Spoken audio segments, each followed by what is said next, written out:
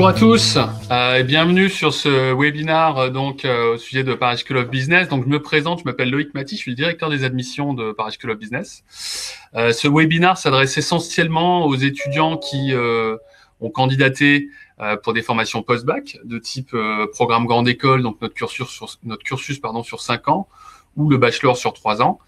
Et un petit peu la star de la journée aujourd'hui, je vais vous la présenter, ou elle va se présenter, vous l'avez vu en partie, c'est Sarah Zedira, qui est une étudiante de 5e année du programme Grande École. Donc je vais passer la main à Sarah pour qu'elle puisse se présenter. Alors, n'hésitez pas à poser vos questions auprès de Sarah ou de moi-même sur le chat. Vous ne verrez pas forcément les questions, mais on se fera un plaisir d'y répondre pendant l'heure qui suit. Bonjour Sarah. Bonjour à tous et merci du coup de me permettre de participer à ce webinaire. Je suis vraiment contente qu'il y ait ce genre d'initiative parce que je sais que moi à l'époque j'avais plein de questions. Donc je pense que je l'ai un peu dit dans la vidéo, mais moi je suis en Master 2 et je suis spécialisée en Digital Business et j'ai rejoint le parcours Grande École en première année, donc directement. Et j'ai pu partir à l'étranger, faire mes stages grâce à Paris School of Business. Et puis là je suis en alternance, donc c'est un peu tous les sujets sur lesquels je vais pouvoir vous conseiller. Et puis, s'il y en a qui aiment l'entrepreneuriat également, comme vous l'avez vu, j'ai monté ma boîte. Je me spécialise en mobilité internationale pour les étudiants, pour les conseiller. Elle s'appelle TravelMate. Et voilà, si vous avez des questions, je me ferai un plaisir d'y répondre. Alors, merci. Donc Sarah, alors on va attendre, il n'y a pas de questions pour le moment, hein, c'est toujours un petit peu de temps pour démarrer. Donc, est-ce qu'on peut revenir sur à quel moment tu as intégré PSB? Je crois que tu fais partie de la promo 2020, hein, donc tu dois valider ton diplôme là cette année. Et donc en quelle année tu as intégré l'école et sur quels critères un petit peu tu t'es basé pour choisir sur PSB? Est-ce que tu avais passé d'autres concours aussi à l'époque, c'était Ok. le concours Link. C'est ça. Alors moi, un peu pour la petite histoire, avant le PSB, j'étais en médecine, donc vous êtes peut-être dans ce cas-là. Et finalement, j'ai dû chercher des écoles de commerce en écumant pas mal les salons. J'avais beaucoup de temps pour y réfléchir et j'ai pu demander beaucoup l'avis des étudiants. Et finalement, ce qui m'a vraiment intéressée à PSB, c'était justement la dimension internationale, le fait qu'on puisse faire pas mal de stages et également l'alternance. Donc c'est vraiment ça qui m'a intéressée et vraiment un parcours pluridisciplinaire. Le choix des masters à l'époque, je pense que c'est peut-être votre cas, je savais pas du tout ce que je voulais faire. Et ça me donnait vraiment un choix assez incroyable en fait de pouvoir être qui je veux à la fin de mon master. Donc oui, ça a été une évidence en comparant un petit peu les programmes et je dirais même les associations aussi. Ça m'a pas mal décidé. Les moyens qui sont mis au niveau associatif, le campus, la vie sur place, etc. Ça m'a vraiment intéressée quand j'ai dû faire mon choix. D'accord. Donc du coup, tu disais que quand tu étais lycéenne et que tu as passé le bac, tu n'étais pas forcément sûre et certaine de vouloir faire du commerce, tu étais admise en médecine, c'est ça? Tout à fait. En fait, j'ai fait mon année de médecine, prépa, etc. Et en fait, je me suis rendu compte que j'aimais pas ça. Donc, ça arrive énormément. Et c'est vrai qu'à ce moment-là, on a tendance à un petit peu paniquer. Et j'étais intéressée, donc j'étais prise en droit à la Sorbonne à côté de ça. Et le seul concours que j'ai passé, c'est celui de PSB. C'est la seule école de commerce qui m'a convaincue finalement. Donc j'ai passé les concours Link, je me suis préparée, j'ai acheté les livres pour me préparer. Je pense que pour le concours Sésame, c'est un petit peu pareil. Et puis quand je suis pas venue passer les concours, finalement, ça m'a permis d'être encore plus sûre de moi une fois que j'ai eu mes résultats de Parcoursup. Donc, j'ai pu rencontrer les étudiants, voir les structures, rencontrer des professeurs pendant les oraux. Donc là, c'est un peu particulier cette année, mais ça m'a permis en fait de me conforter dans mon choix entre le droit et l'école de commerce pour ma réorientation. Ok. Tu as dit que quand tu as fait ton choix, quand tu as choisi PSB, notamment pour l'aspect international, quand tu as intégré la formation, est-ce que tu as étudié, tu as décidé de faire le parcours en français ou plutôt le parcours en anglais, directement après Alors, le bac? moi, j'ai choisi le parcours français. Ah, on a un petit problème de son. Est-ce que vous m'entendez là? Là, c'est bon, ouais. Ok, je disais, j'avais peur à l'époque, moi, de faire le parcours en anglais. Donc, j'ai fait celui en français, mais je le recommande totalement. C'est un vrai différenciateur de pouvoir faire ses études en anglais directement. Par contre, pendant ma troisième année, j'ai étudié totalement en anglais. Donc, je suis partie à Montréal. et mes cours étaient totalement en anglais, j'ai pu progresser. Et aujourd'hui, mon alternance, je travaille principalement en anglais également, même si je travaille en France. D'accord. Si on commence par la première année du parcours grande école, comment s'est passé le décalage entre, bon, toi c'est un petit peu particulier parce que tu as fait une année de prépa, une année en médecine, mais comment s'est passé Mhm. entre le lycée et une grande école de management comme PSB? Comment c'est le Bah, décalage un petit peu je entre... m'en rappelle encore, et puis même je peux voir la différence avec les universités finalement. Ce que je trouve agréable en école de commerce, c'est qu'on reste quand même assez encadré étant donné qu'on fonctionne en termes de classe. Donc il y a des amphis, mais ça te permet vraiment d'avoir une classe un peu comme tu pouvais le retrouver au lycée. Par contre, tu vas voir la différence en termes d'autonomie. Je pense que c'est pas une peur qu'on doit avoir en venant du lycée. On est encadré, on peut parler aux professeurs qui vont prendre du temps pour vous. C'est des gens qui sont extrêmement compétents, qui ont beaucoup d'expérience, qui vont faire des parallèles avec des expériences professionnelles que vous allez avoir. Donc ça permet d'être rassuré, d'aller leur parler. Je sais que moi, pour ma part, j'avais fait un bac scientifique, j'étais destinée à être scientifique et j'avais pas de notion de marketing, de commerce, etc. Je savais pas ce que c'était à l'époque et bon, les professeurs ont pris le temps de bien m'expliquer, les camarades également. Donc ça, c'est assez appréciable. Je pense que c'est pas quelque chose où il faut avoir peur. D'accord. Et du coup, malgré le fait que tu n'aies pas forcément fait la voie classique ES, t'as pas eu de difficulté pour acquérir les fondamentaux liés au management? Au tout début, pour être honnête, si j'étais un petit peu perdue, mais très honnêtement, comme je le disais, les profs sont vraiment très pédagogues. Il suffit de poser des questions, de faire quelques recherches ou même de demander à ses camarades. Donc j'ai très vite rattrapé cette petite différence-là un petit peu où j'avais pas eu trop d'écho au lycée, etc. Donc voilà, c'était facile à rattraper à mon sens quand on est un peu motivé.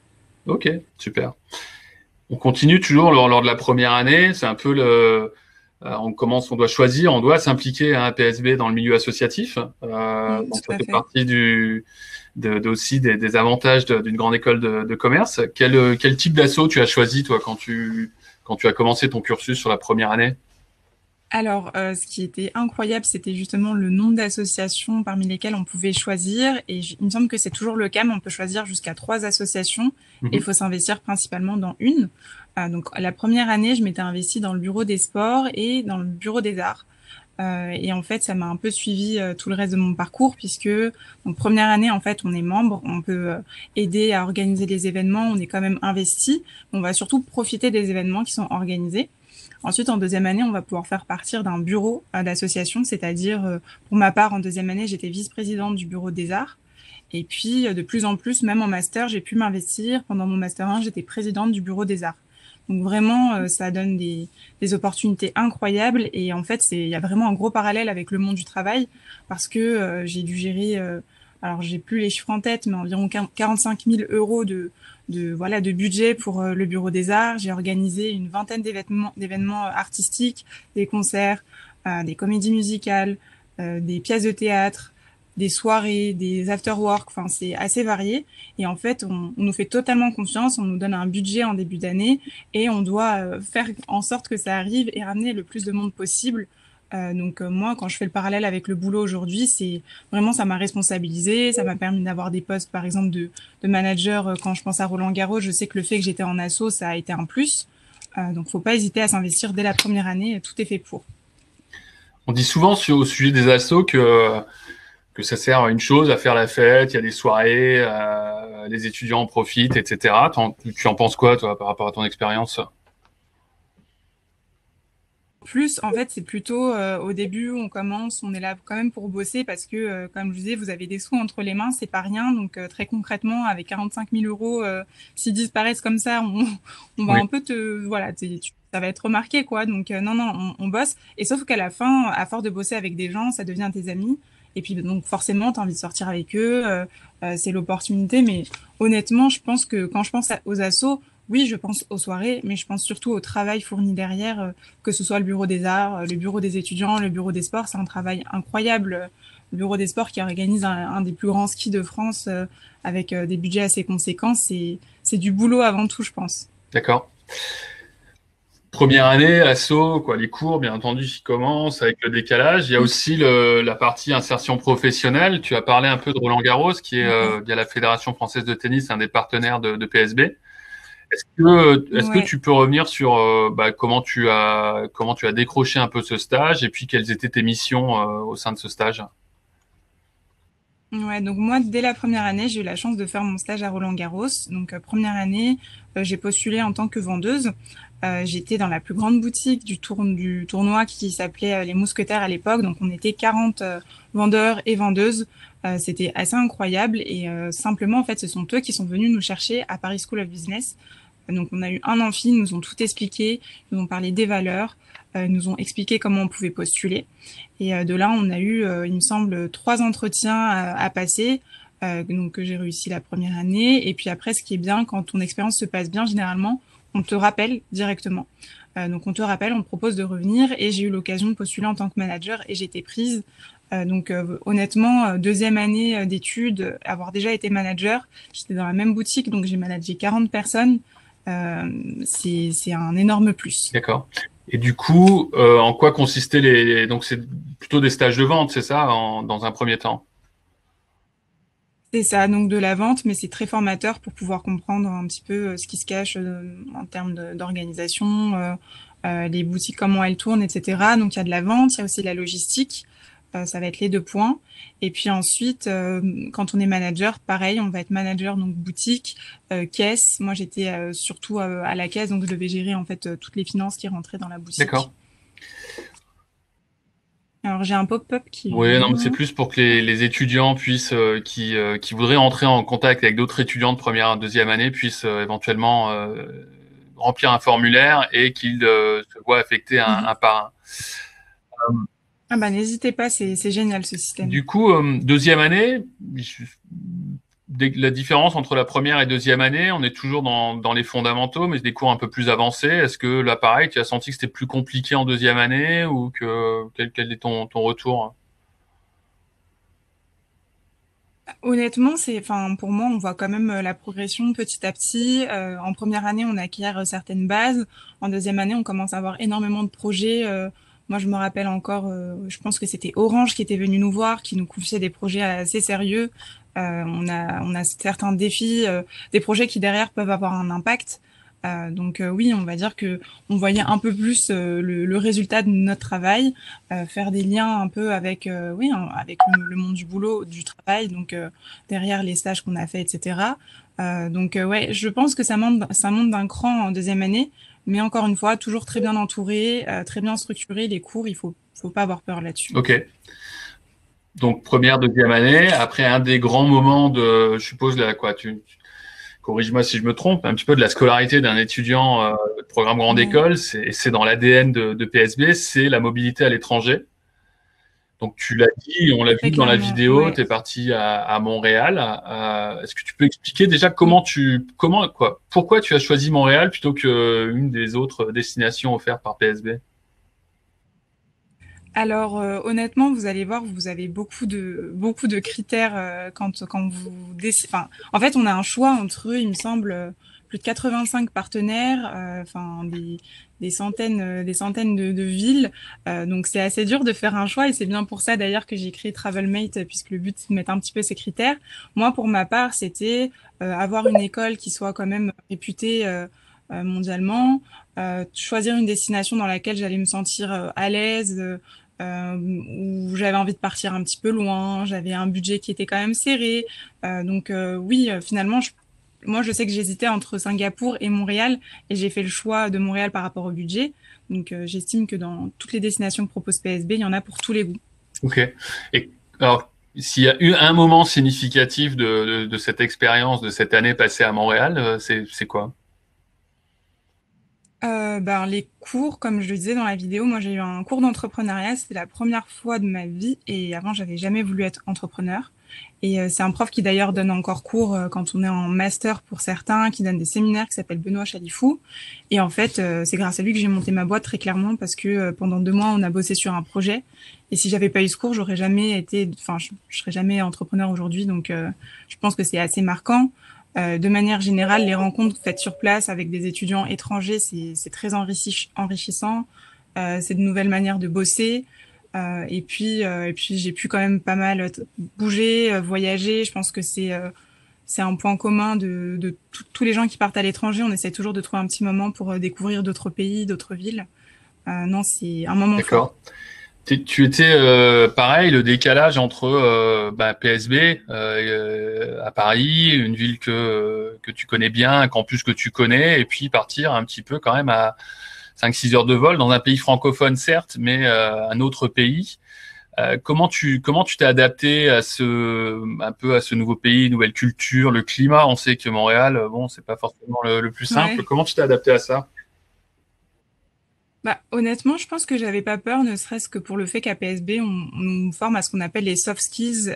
Donc, on avait une certaine ouverture d'esprit qui faisait on était plutôt excités qu'apeurés à cette idée. On pouvait quand même poser nos questions aux anciens étudiants, à la scolarité. Donc, il y avait un certain encadrement. Aujourd'hui, je le vois, moi, les étudiants qui viennent sur ma plateforme TravelMate, enfin, c'est d'autant plus fort dans la communauté. Je sais qu'à PSB, enfin, vraiment, en fait, on peut vraiment se reposer sur les alumni ou même les étudiants encore en cours. Donc, honnêtement, j'avais l'impression d'aller dans un pays que je connaissais tellement j'avais pris d'informations. Donc, ça m'a pas fait peur D'accord. finalement. Et du coup, tu étais en classe avec des étudiants français, canadiens, ou comment ça s'est passé? Alors ouais, majoritairement des étudiants étrangers plutôt que canadiens. Donc il y avait quelques Canadiens, mais j'ai pu rencontrer des gens de partout dans le monde, du Brésil, de l'Allemagne, de l'Asie. Donc c'était super varié. Et on avait quand même quelques Canadiens avec nous, mais en fait les Canadiens avaient quand même des programmes un peu différents. Et puis on pouvait les rencontrer en dehors des cours. Il y avait des activités associatives qui étaient faites pour exprès. Donc voilà, l'accueil était très très très bien Ok. fait. Le retour en France, pas trop dur? Ah franchement, c'est horrible de rentrer en France sur le coup, on est déprimé, tout est mieux ailleurs. Mais ce qui était sympa, c'était le défi de l'alternance. Donc pour ma part, j'ai voulu faire une alternance dès mon retour, donc c'était ma motivation. J'avais trouvé un stage en rentrant et je me disais que si mon stage se passait bien, j'allais potentiellement trouver mon alternance. Donc c'était un nouveau défi, j'étais contente D'accord. aussi. Donc tu es sur le point de valider ton cursus et tu as choisi la spécialisation digital business. Donc tu as dû Ouais. choisir cette spécialisation à la fin de ta troisième année, donc suite à ton séjour à Montréal. Pourquoi tu as choisi cette spé plutôt qu'une autre parmi l'une des 17 offertes par Ouais. PSB? Alors ça a été un choix aussi très dur, presque aussi dur que même aussi dur, je pense, que celui de la destination à l'international. Moi, enfin, ça a été vraiment ma troisième année qui m'a aidé à prendre ma décision. J'ai essayé de regarder selon les cours qui m'avaient marqué. Donc, je vous ai dit, j'ai eu un cours d'entrepreneuriat et en regardant un petit peu les programmes, je me suis dit que digital business, ça allait me permettre à la fois d'être utile à une entreprise, donc en alternance, mais de demain aussi potentiellement avoir un bagage pour devenir entrepreneur. Je voulais pas faire le master entrepreneuriat parce que j'étais pas encore sûre de moi à l'époque, j'avais pas mon projet personnel. Et pour moi, digital business, enfin, j'ai même regardé par rapport à d'autres écoles. C'est assez incroyable parce que c'est le seul master en France, donc là, il est un peu copié, mais on a en fait un bagage technique, c'est-à-dire qu'on va apprendre à coder, c'est-à-dire qu'on a des profs qui sont ingénieurs, qui sont profs en école d'ingénieur, et à la fois, on va avoir tout l'aspect encore marketing, commerce, du digital, donc comment je vends des produits digitaux, c'est vraiment le sujet du moment. Donc, je me suis dit que c'était intéressant de me lancer dans cette voie. Et puis, j'avais de très bons retours, encore une fois, des alumni. J'avais la chance d'être en relation avec les alumni qui m'ont un peu montré les cours qu'ils ont eus. Je pouvais voir les débouchés qui existaient enfin, par rapport à leur boulot d'aujourd'hui. Et ça m'a énormément parlé. D'accord. J'ai une question notamment sur le chat. Là. Qu'est-ce qui est mis en place par l'école pour aider dans le choix de la spécialisation de master donc, qui se fait en fin de troisième année? Alors, dès la première année, en fait, vous allez avoir des amphis donc, qui vont vous proposer justement de recevoir des alumni ou des professionnels du secteur. Donc, présenter en quoi consiste la spécialisation par le professeur qui est en charge. Et derrière, pouvoir voir un peu tous les débouchés qui sont possibles, parler aux alumni, parler à ces pros du secteur. Et c'est génial parce que il y a la conférence en elle-même, mais derrière, Donc, premièrement, ça, c'est pendant vos 2 premières années. Et puis, de plus en plus, vous avez des conférences comme celle-ci qui sont en ligne, des contenus un peu, des sortes de livres blancs, comme on peut dire, par spécialité, avec les débouchés qui sont possibles, le détail des matières. Et puis après, vous avez toujours les profs qui sont à votre écoute. Il y a des chargés de master. Vous pouvez leur parler, leur poser toutes vos questions. Et encore une fois, le réseau Alumni. Très bien. Donc, spécialisation digital business en 4e année et alternance. Donc, est-ce qu'on peut, sur quel rythme toi tu fais cette alternance justement? Ouais, alors moi je suis donc chez Thales et en digital business, notre rythme c'est 3 jours en entreprise, 2 jours à l'école. Donc voilà, le rythme, enfin l'emploi du temps a changé entre le M1 et le M2, c'est des journées différentes.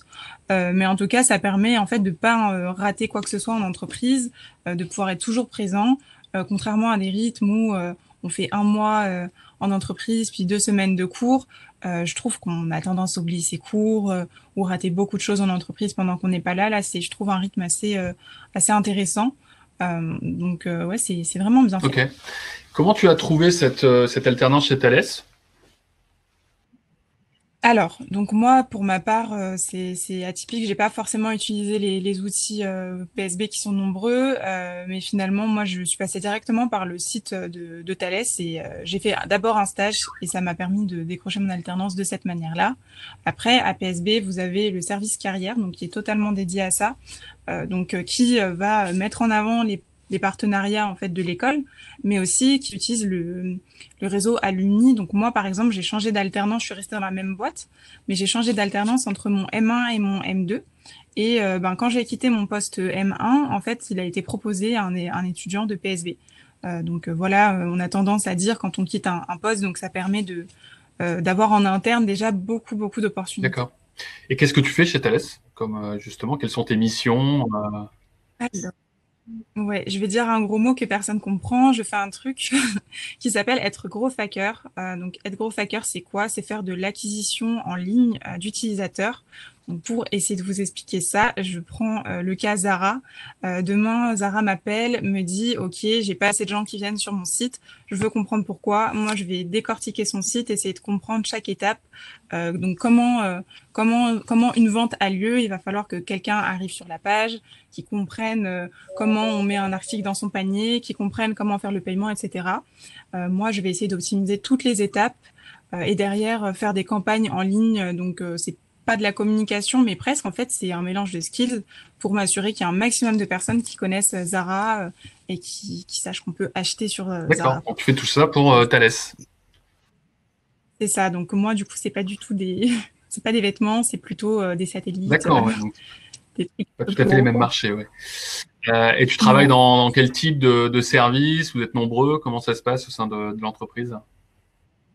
Alors moi, je suis dans une entité spéciale qui s'appelle la Digital Factory de Thales. Donc c'est leur centre d'innovation et de transformation digitale de tout le groupe en fait. Et en fait, notre objectif, c'est de créer un maximum alors c'est pas des applications, c'est des logiciels. Et donc c'est une structure de 200 personnes qui est au centre de Paris dans le 9e en fait, dans un coworking. Donc on travaille en mode start-up. Donc ça, c'est une bonne chose. On est 200, donc ça reste familial. Et vous verrez, enfin, si vous bossez dans un grand groupe va être divisé en plein de parties. Et selon si vous bossez dans tel ou tel business line, ça s'appelle, ça peut différer. Et voilà, nous, on est Ok. 200. Bon. Donc un autre aspect, clairement tu as une vie très chargée, Thales, les cours, et puis tu as créé ta startup qui s'appelle Hey Travelmate. Ouais, c'est ça. Donc, TravelMate, ça m'est venu, je vous l'ai dit, pendant mon année à l'étranger. Donc, finalement, tout est lié. Et ça a été assez incroyable de faire de l'alternance en même temps que monter ma boîte. Mais si vous voulez, pour vous expliquer un petit peu, je me suis dit, moi, quand je suis partie à l'étranger, que j'aurais aimé être mis en relation avec des étudiants qui sont déjà partis, d'avoir toutes les informations très rapidement, parce que je pense que notre génération, on est des sacrés flemmards et on veut les infos assez vite. Et c'est comme ça que j'ai construit la solution. Donc aujourd'hui, je suis très contente de vous dire qu'on est 7000 étudiants à utiliser la solution d'une manière ou d'une autre. Donc Là, en plus, on a développé une partie pour justement les lycéens qui cherchent à s'orienter. En tout cas, l'objectif, c'est de rentrer dans une communauté qui vous permet de poser toutes vos questions par rapport à l'étranger. Donc, si vous savez pas comment partir autrement que PSB la 3e année, que vous avez envie de faire plus de choses, vous allez savoir comment. Si vous êtes intéressé par Montréal ou n'importe quelle ville dans le monde, vous allez pouvoir trouver un conseiller, donc un travel mate, qui va vous donner un peu toutes les réponses. Donc, c'est assez riche et ça bouge pas mal. Et je sais qu'à PSB, les étudiants utilisent tous cette communauté. Je confirme que nos étudiants sont très friands de la communauté, l'échange de bons plans, de tuyaux, de ce qu'il faut faire, ce qu'il faut pas faire. Et c'est un outil qui permet aussi, qui est un peu un outil d'aide à la décision pour bien choisir sa destination pour partir à l'étranger, que ce soit en 3e année du programme grande école ou bien dans le cadre d'un échange pour le programme bachelor. Donc c'est vraiment, nos étudiants adorent, je confirme. Et on a dû mettre de côté tous nos bons vieux guides PDF, nos moteurs de recherche internes, etc. pour que c'est la digitalisation, c'est ça. Donc potentiellement, si vous partez à l'étranger, je pense qu'on répondra après aux questions, peut-être une par une. Comment choisir sa destination ou comment partir, vous passerez sûrement sur TravelNet. Qu'est-ce qui est-ce que PSB t'a permis la formation? On s'est bien compris qu'il y avait un cours d'entrepreneuriat au Canada qui t'a permis d'avoir le déclic. Donc ça fait aussi partie parfois de ces moments au sein du cursus qui font que on pensait pas faire telle ou telle chose et puis que ce déclic fait qu'on change un peu d'avis. Qu'est-ce qu'il y a d'autres éléments qui t'ont permis via PSB justement de créer cette structure? Alors déjà, premièrement, moi, PSB, pour l'histoire, j'ai fait mon premier concours de pitch là-bas. Donc quand vous faites de l'entrepreneuriat, c'est assez important les concours. Et ça m'a permis d'être mis en relation avec le chargé de master entrepreneuriat, mais surtout énormément d'alumni. Donc il y a beaucoup d'entrepreneurs à PSB, mais des entrepreneurs qui entreprennent depuis la première année, la 2e année. Je pense que c'est le réseau qui est extrêmement fort. Et moi, aujourd'hui, presque tous les jours, je suis au téléphone avec des étudiants entrepreneurs de PSB, des anciens, des nouveaux. On s'aide énormément. Le réseau est super fort. Moi, je sais que là, rien que cette semaine, il y a 2 personnes en première année qui m'ont envoyé un message, qui m'ont dit, voilà, je veux monter ma boîte, comment je fais? Donc, on se partage un peu nos tips, nos bons plans. Et puis côté PSB, on sait qu'on peut faire appel au chargé de master qui a aussi beaucoup d'infos et des contacts. Ok. Oh, tu es sur le point de valider ton diplôme, d'obtenir ton diplôme là maintenant. S'il y a un moment, on devait sortir une seule expérience de ces 5 dernières années, ce serait quoi? Honnêtement, ça reste les associations parce que, en fait, je vous raconte ça, c'est un truc perso, mais par exemple, je savais pas que je savais chanter. Et grâce aux assos, j'ai fait maintenant, je sais pas, une 20aine de concerts avec PSB. On a des groupes de musiciens, on se retrouve tous les étés, on fait que jouer, on fait la fête de la musique. Et puis derrière, je peux dire que j'ai organisé dans toute ma scolarité 40 événements dans le domaine de la culture, et c'est assez incroyable. Je savais même pas que j'en étais capable. Donc je pense que c'est un peu ma plus grande fierté de l'école et ce que ça m'a apporté de plus beau. Donc les rencontres aussi derrière, c'est mes plus beaux souvenirs. Ok, super. Le futur pour toi, c'est quoi? Qu'est-ce que tu aimerais faire une fois que tu as ton diplôme, l'alternance terminée? C'est quoi? C'est rester chez Thales, continuer TravelMate? Et là, pour l'instant, j'ai l'opportunité de faire un part-time chez Thales en continuant TravelMate, en potentiellement étant incubée. Donc, je pense que je vais garder mes plusieurs casquettes que j'ai su conjuguer grâce à PSB. Enfin, là, je pense qu'il faut absolument le souligner. Je pense qu'il n'y a pas beaucoup d'écoles où on peut avoir toutes ces activités en étant soutenu par son école. Moi, je sais qu'à chaque fois que j'avais un concours à passer, des obligations, etc., PSB m'a toujours appuyé, ma boîte également. Donc, les deux ensemble se sont vraiment adaptés à mon rythme un peu spécial. Et je sais qu'à PSB, il y a des sportifs, il y a d'autres entrepreneurs, etc., et que PSB met vraiment en avant tout ça.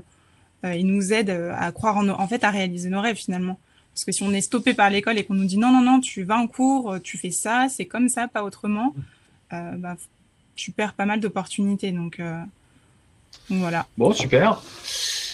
Merci. Donc, je te propose qu'on réponde un petit peu aux questions qui viennent des étudiants. Donc, il y en a plusieurs. Voilà, j'en vois plein. Alors, je sais pas si on remonte du début. Voilà, on va prendre les questions, j'essaie de faire le tri. Donc, comment se sont déroulés les cours pendant le confinement pour toi qui est en donc qui est en dernière année de Hyper bien. master. Ouais, bon, j'ai été un peu dégoûtée parce que du coup, j'ai pas dit mes adieux au campus. En fait, j'ai pas fait mes Mmh. adieux au campus à mes camarades, mais en fait, il y a pas eu de différence au sens où PSB a réagi dans la seconde. On avait nos cours en ligne, on a une plateforme qui est superbe pour faire nos cours. On peut toujours échanger avec les profs, donc non, super réactif. Aucune différence à part le fait de pas se Se déplacer, quoi. déplacer, pas être en physique avec ses camarades, ce qui est un petit peu, Voilà.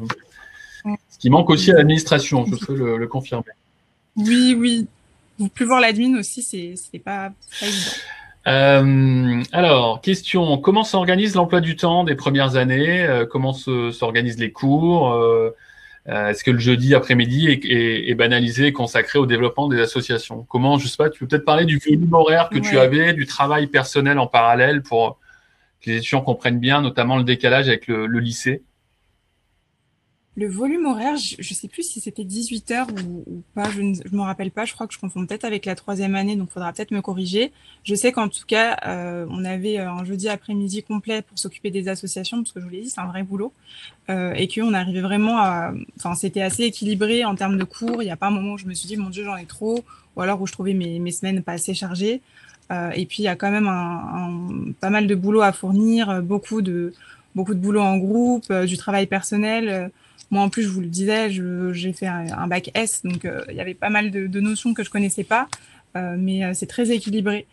Vous allez avoir parfois des matinées qui vont être libres. Enfin, en tout cas, en fait, il y a toute une partie qui s'occupe de l'emploi du temps à PSB et ils vont s'assurer à ce que ce soit assez équilibré, que vous n'ayez pas des journées trop longues, pas trop courtes. S'ils peuvent vous donner une petite matinée de libre et vous charger un peu plus une journée, ils sont super à l'écoute et réactifs.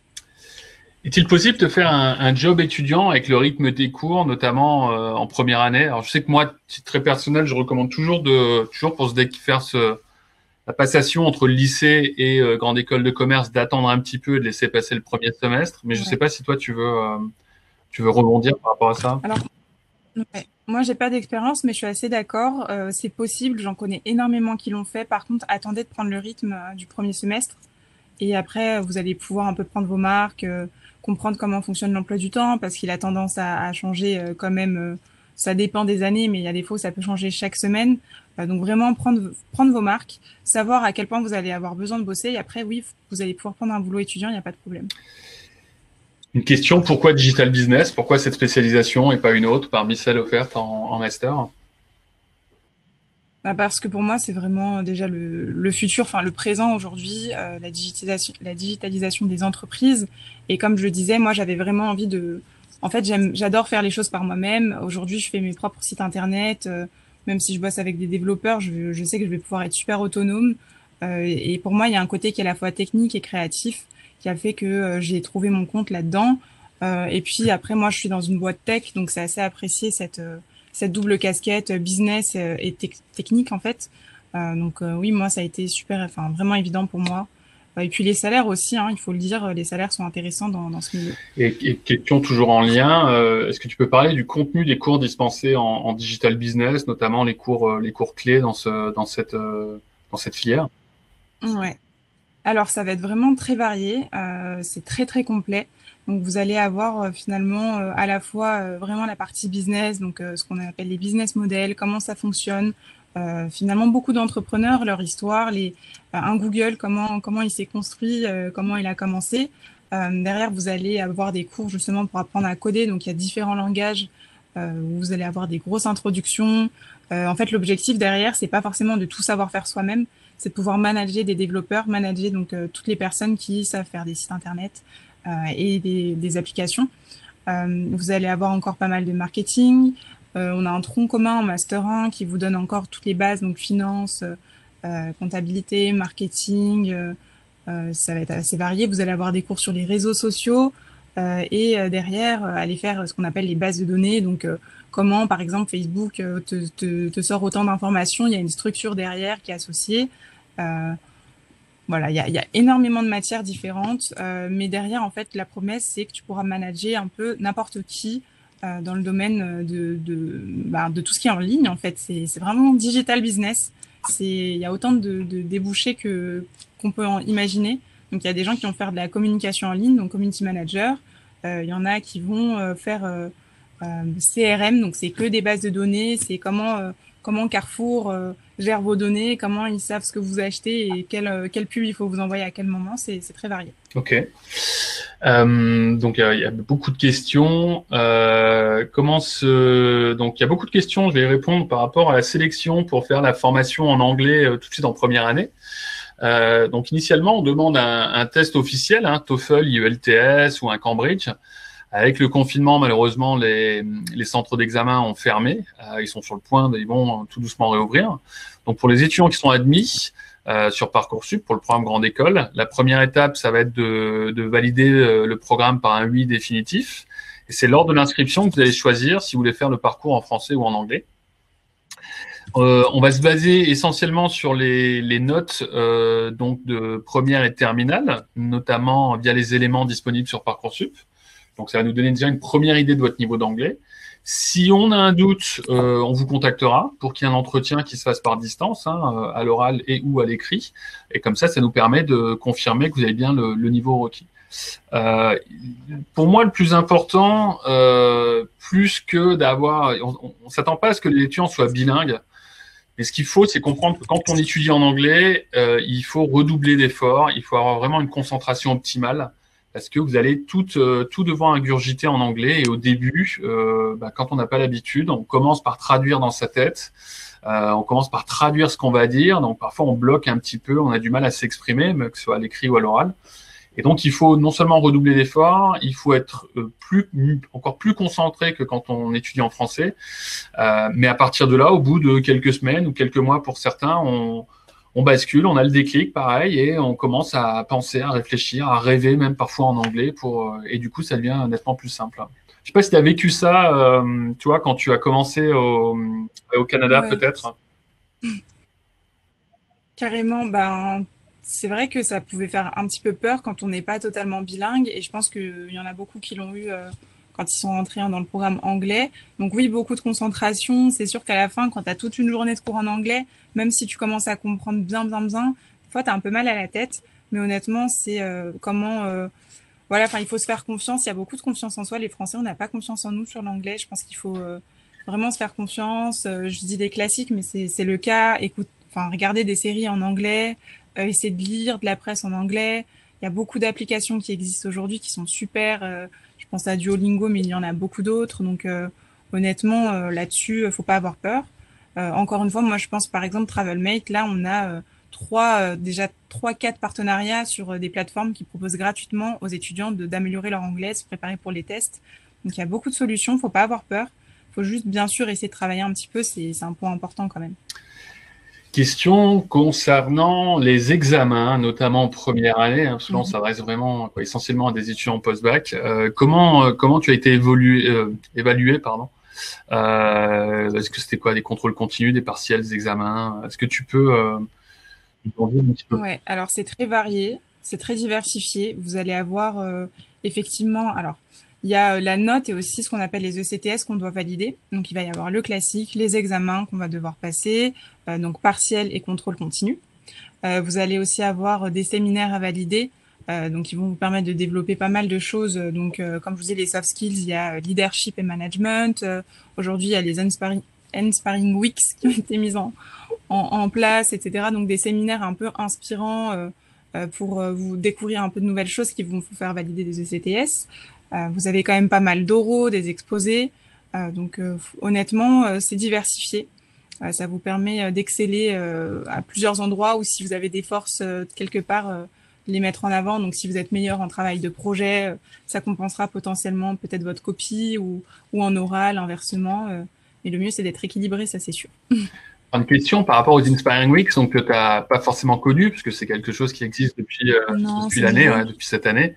Inspiring Weeks, ce sont des ateliers qui sont dans des domaines différents, mais complémentaires au management. Donc, on va retrouver six univers différents. Ça va du leadership, en passant par l'expertise internationale, digitale, etc.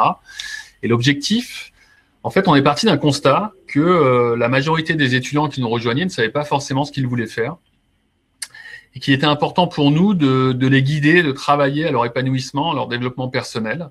Donc, on a mis en place ces ateliers qui permettent aux étudiants, dès la première année, à raison de 4 ateliers par an, donc dès le début jusqu'à la 4e année et première de master, de compléter ces séminaires dans des domaines différents. Donc, je pense à la prise de parole en public, qui est une compétence et une soft skills, comme on dit maintenant, qui est essentielle au sein des entreprises, qui, plutôt que de l'étudier en classe, dans une classe traditionnelle, on fait appel à des professeurs qui sont généralement des comédiens ou des acteurs qui viennent du cours Florent, une des écoles partenaires de PSB, et qui vont comme ça guider, aider les étudiants à avoir une posture pour être capable de s'exprimer en public.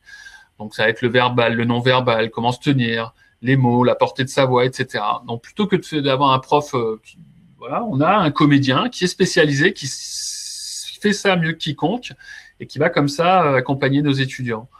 On retrouve des Inspiring Weeks dans d'autres domaines. On a parlé du digital tout à l'heure.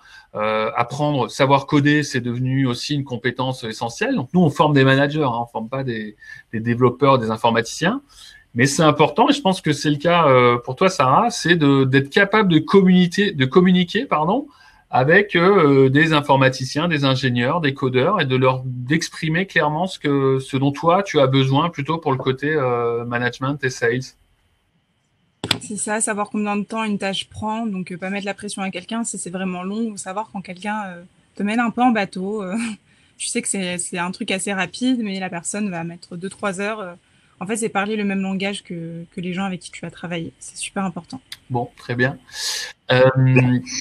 Donc, on a parlé de ça, des Inspiring Weeks. Donc, tous les cours ont lieu sur le campus qui est situé à Paris, à Olympiade, dans le 13e. Il n'y a pas d'autres campus, si ce n'est bien entendu les Inspiring Weeks qu'on peut faire en immersion.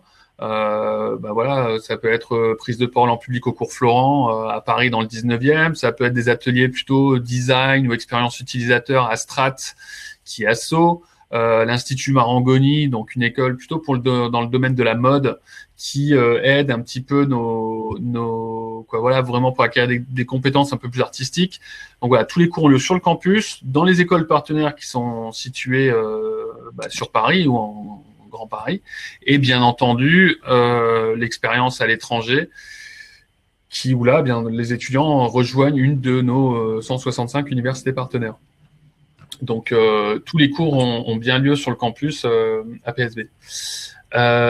D'autres questions? Alors, on a vu ça. J'ai vu une question par rapport à la durée du titre RNCP. Pour 3 ans, c'est la durée qui a été renouvelée par la CEFDG, donc qui est un petit peu une annexe du ministère de l'Enseignement supérieur, pardon. Le diplôme est reconnu, il est grade de master visa, et il est accrédité en France et à l'international. PSB vient de se voir accréditer le label AACSB, donc un des plus prestigieux pour les 5 prochaines années. Donc ça garantit la qualité et la reconnaissance du diplôme en France et bien entendu à l'étranger. Ces labels permettant notamment, même dans des pays où Paris School of Business ne serait pas forcément reconnu, en tant qu'institution, que de faire en sorte que le label soit validé et soit valorisé. Combien d'étudiants par promo? Écoutez, là, certains d'entre vous n'ont pas encore fait leur 8 définitif sur Parcoursup, donc c'est encore un petit peu tôt pour vous dire. L'année dernière, on a eu 350 étudiants à peu près, qui ont été répartis dans une dizaine de classes.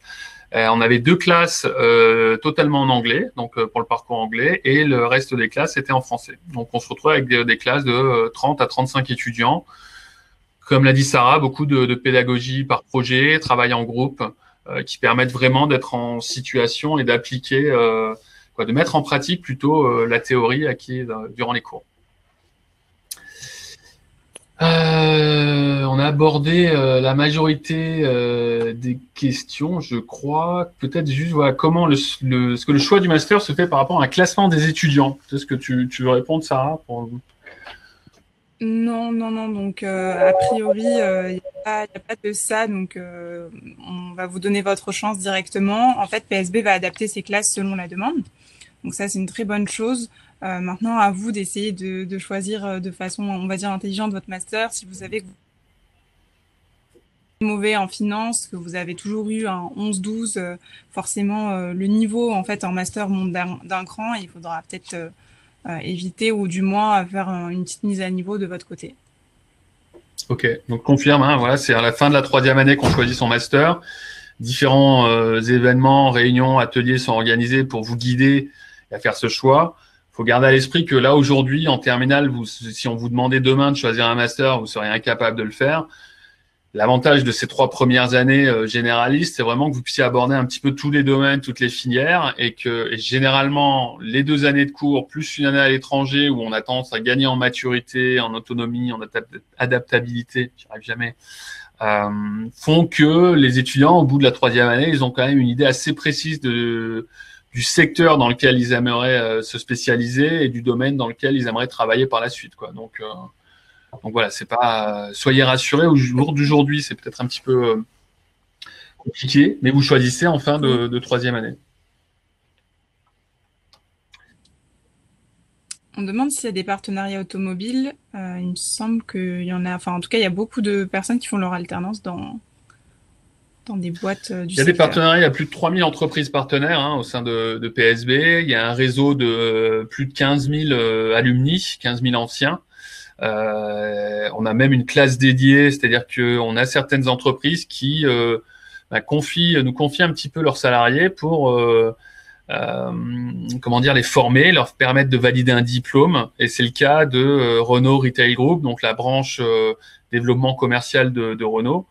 C'est le cas de KPMG pour des formations plutôt en lien avec l'audit et le contrôle de gestion. C'est le cas avec Formapost pour gestion d'espace commercial et management et contrôle de gestion. Donc, il y a des entreprises comme ça qui font appel à nous. Donc, PSB va s'occuper de l'aspect académique via la formation, avec la capacité à obtenir un diplôme à la fin. Et les étudiants feront leur alternance au sein de l'entreprise, qui correspond au secteur d'activité. Donc, il y a des liens, des informations avec, bien entendu, le secteur de l'automobile, permettant aux étudiants soit de faire leur stage, soit leur alternance. Ou éventuellement de trouver un travail pour après leur formation.